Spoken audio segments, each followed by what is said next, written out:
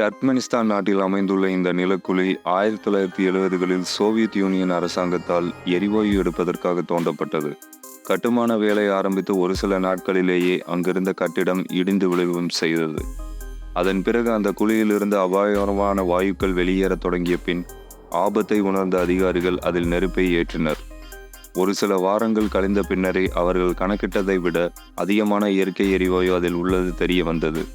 அன்று தொடங்கி இன்று வரை அது எரிந்து கொண்டே இருக்கின்றது.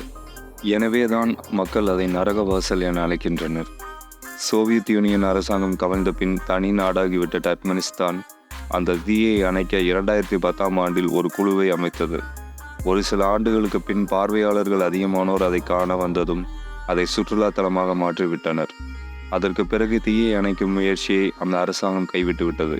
அந்த குழியை சென்று பார்வையிட பிரத்யேக உடை அணிந்த பின்னரே மக்கள் அனுமதிக்கப்படுகின்றனர்.